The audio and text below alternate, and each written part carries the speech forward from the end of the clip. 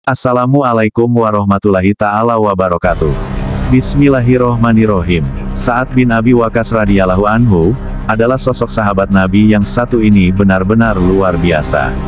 Tak hanya punya doa yang mustajab, beliau juga orang pertama yang melesatkan panahnya di jalan Allah. Siapa lagi kalau bukan Sa'ad bin Abi Waqqas radhiyallahu anhu, salah satu sahabat Nabi yang termasuk golongan awal memeluk Islam. Sa'ad dikenal sebagai pemimpin perang Al-Qadisiyah ketika melawan pasukan Persia pada tahun ke-14 Hijriah. Berikut kisah karomah Sa'ad bin Abi Waqqas ketika perang Al-Qadisiyah melawan Persia. Dikisahkan, ketika Sa'ad bin Abi Waqqas sampai di Sungai Tigris, ia mencari perahu untuk menyeberang. Tetapi ia tidak berhasil karena perahu-perahu telah ditambatkan. Sa'ad dan pasukannya tinggal di sana beberapa hari pada bulan Safar. Tiba-tiba air pasang datang. Sa'ad bermimpi melihat sekawanan kuda milik pasukan muslimin menceburkan diri ke sungai, lalu menyeberangi air pasang itu, padahal air pasang Sungai Tigris sangat tinggi. Sa'ad menakwilkan mimpinya sebagai petunjuk agar ia menyeberangi sungai itu. Maka ia mengumpulkan pasukannya, lalu berkata, "Aku akan menyeberangi sungai ini." Dan pasukannya menyetujuinya. Sa'ad mempersilakan pasukannya untuk menceburkan diri ke sungai, lalu berkata, "Katakanlah, kami memohon pertolongan Allah dan bertawakal kepadanya. Cukuplah Allah bagi kami, sebaik-baik zat tempat memasrahkan diri. Tiada daya dan kekuatan, kecuali milik Allah yang maha tinggi lagi maha agung." Lalu mereka menceburkan diri ke Sungai Tigris, menyeberangi air yang pasang itu, dan terombang-ambing ombak.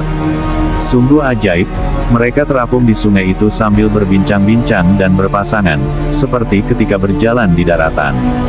Pasukan Persia merasa heran dengan hal yang tidak masuk akal tersebut. Pasukan Muslim itu kemudian menaklukkan Persia dan segera mengumpulkan sebagian besar kekayaan mereka, yaitu kota-kota di Persia. Pada bulan Safar tahun 16 Hijriah, kaum muslimin menguasai rumah-rumah peninggalan kerajaan Persia.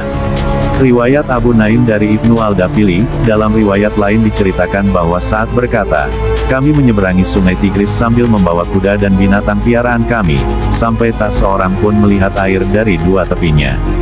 Kuda-kuda itu mendatangi pasukanku sambil menghela surainya diiringi ringkikan.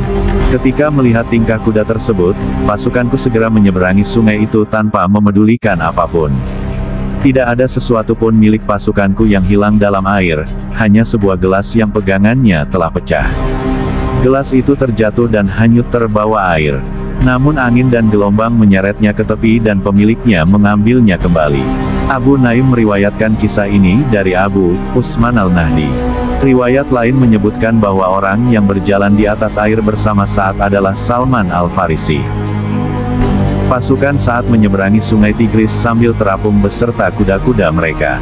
Sa'ad berkata, "Cukuplah Allah bagi kami, dialah sebaik-baik zat tempat memasrahkan diri. Demi Allah, Allah benar-benar akan menolong walinya, memenangkan agamanya, dan mengalahkan musuhnya, jika dalam diri pasukan tidak ada kejahatan atau dosa yang mengalahkan kebaikan." Salman berkata kepada Sa'ad, "Demi Allah, lautan tunduk kepada Sa'ad dan pasukannya seperti halnya daratan tunduk kepada mereka. Mereka menyeberangi sungai, hingga air itu tidak terlihat dari tepian. Sambil terapung di sungai, mereka berbincang-bincang lebih banyak daripada ketika mereka berjalan di daratan. Mereka berhasil melintasinya, tidak ada sesuatu pun yang hilang, dan tidak ada seorang pun yang tenggelam." Diriwayatkan oleh Abu Naim dari Abu Bakar bin Hafs bin Umar.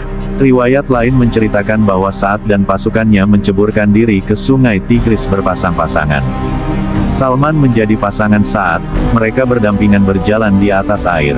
Sa'ad berkata, "Demikianlah ketentuan Allah yang maha perkasa lagi maha bijaksana."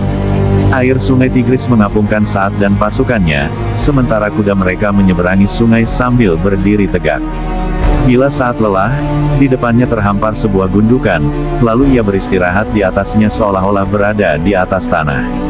Tidak ada pemandangan yang lebih menakjubkan selain pemandangan itu, karena itulah hari itu disebut dengan Yaumul Jarasim.